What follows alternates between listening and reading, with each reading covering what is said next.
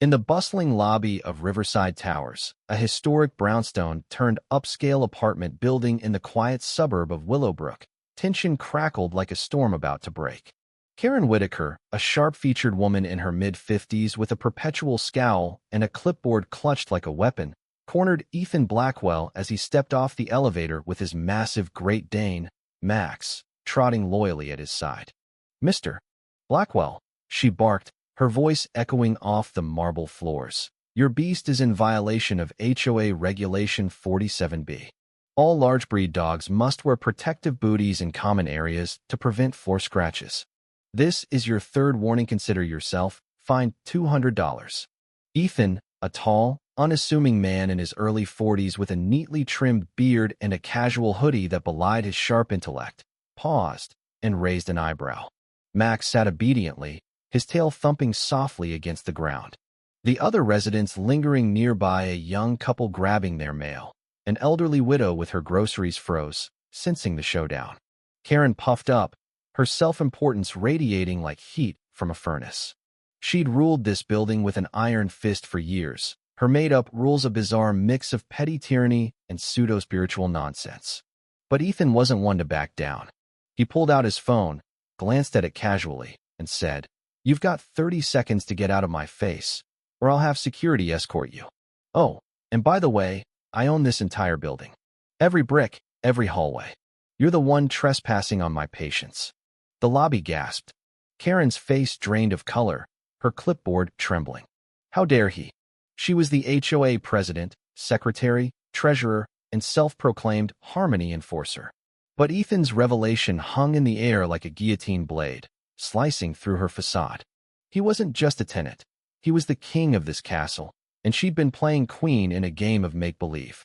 Ethan Blackwell's story was one of understated triumph, the kind that didn't scream for attention but commanded respect once uncovered.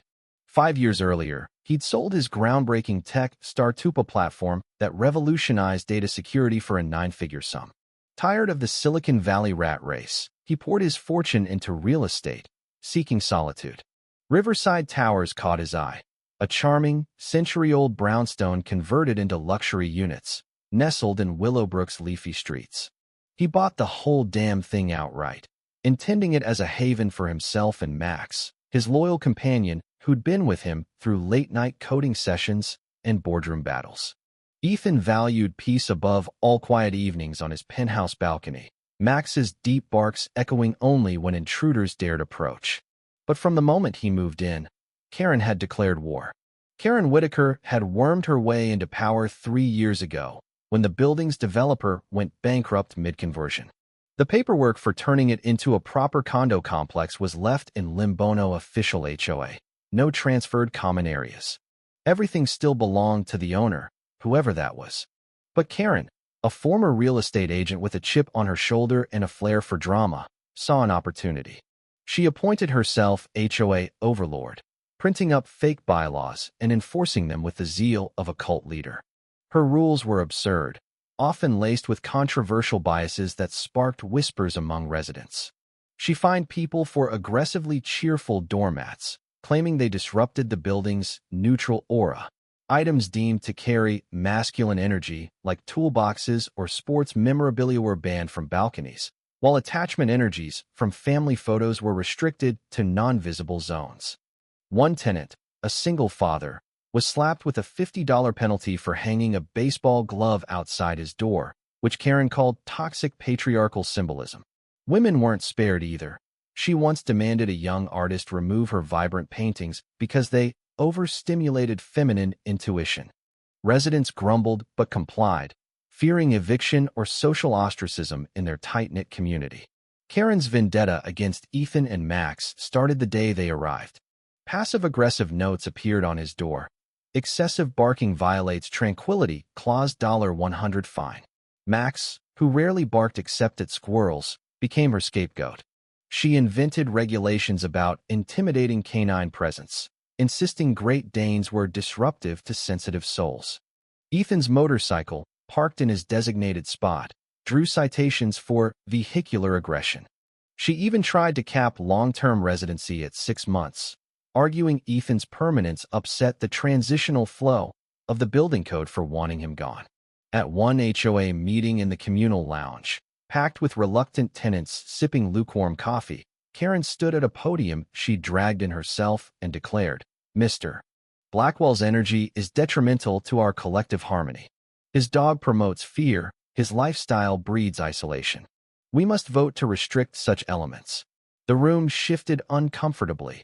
A few nodded out of habit, but others exchanged glances, wondering if her rules weren't crossing into outright discrimination. The conflict simmered until Ethan decided enough was enough. He scheduled a community update meeting in the same lounge, inviting everyone with promises of free pizza to ensure turnout. Karen arrived smug, clipboard in hand, ready to dominate. But Ethan brought reinforcements, his sharp-suited attorney, a title officer clutching a stack of documents, and a projector beaming legal deeds onto the wall. As the room filled, he stood calmly and dropped the bomb. "Ladies and gentlemen, there is no HOA. Never has been."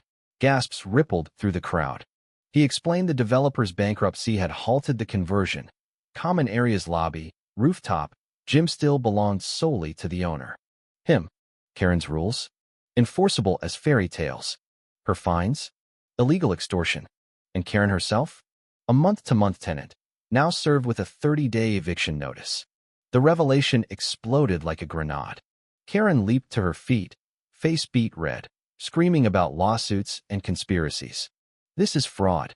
I've built this community." But the tenants' reactions told a different story. Cheers erupted from the back. The single father high-fived his neighbor. The artist clapped wildly. Ethan's attorney tallied the fines Karen had collected, $47,893, plus interest, all to be refunded immediately. Whispers turned to outrage as people realized how much she'd pocketed, using it for her enforcement supplies, like custom stamps and violation tickets. The meeting devolved into chaos, with one resident yelling, "You've been bullying us for years over nothing." Karen's regime, built on controversial edicts that pitted neighbors against each other, banning masculine hobbies while enforcing feminine balance, through mandatory yoga sessions, crumbled in real time, exposing the divisive undercurrents she'd sown. In the immediate aftermath, Karen collapsed into a chair, hyperventilating as if the world had ended. She threatened to sue everyone, from Ethan to the pizza delivery guy, but her bluster fizzled fast. Her own lawyer, after a quick review of the documents, advised her to cut her losses. "This is a losing battle, Karen. You're lucky he's not pressing charges." No resident rallied to her side. Instead, they formed a group chat to celebrate her downfall. Ethan wasted no time dismantling her legacy. He hosted a bonfire on the rooftop, where tenants tossed her approved plant list into the flames. Goodbye to bans on succulents deemed too prickly for emotional safety. Walls were repainted in bold colors she'd forbidden, wind chimes tinkled freely, and her violation tracking room, a closet stuffed with files, was transformed into a cozy community library stocked with books on real estate law and dog training. Moving day for Karen became an impromptu holiday. Residents lined the halls with popcorn, watching as she hauled boxes in a fury, abandoning her HOA memorabilia gavel engraved with Harmony Enforcer in the trash. She sped off in her sedan, middle finger extended, leaving a trail of controversy that would follow her. The long-term fallout was even more dramatic, stirring debates in local forums about power abuse in housing communities. Karen tried to reinvent herself in a nearby complex, proclaiming herself HOA founder at their first meeting. But word spread like wildfire. News articles detailed her Riverside reign of terror, complete with anonymous quotes from ex-tenants about her biased rules that discriminated against anyone who didn't fit her narrow worldview. Residents voted her down unanimously, one even shouting, "We don't need your kind of harmony." Forced to repay every cent of the illegal fines, she drained her savings, then faced a $20,000 state penalty for fraudulent practices. Community service followed. 300 hours cleaning parks, a humiliating twist for someone who'd fined others for littering vibes. Her desperation peaked in a final Facebook rant, a rambling screed accusing Ethan of patriarchal oppression and vowing revenge. It went viral in Willowbrook, drawing hundreds of comments, some defending her as a victim of corporate greed, others blasting her as a tyrant who'd weaponized gender stereotypes for control. The post landed her in court for harassment. The judge, a no-nonsense woman, lectured her sternly. "You've abused your imagined authority long enough. One more scheme, and it's jail time." Karen, pale and shaking, fainted dead away on the courtroom floor, paramedics rushing in amid gasps from the gallery. As she was carted off, the town buzzed with controversy. Was she a misunderstood enforcer of order, or a dangerous busybody whose rules had crossed into bigotry? Ethan, back in his penthouse with Max at his feet, watched the sunset over Willowbrook, the building finally at peace, but the echoes of the drama lingered, a cautionary tale of unchecked power and the explosive fallout when truth collides with delusion.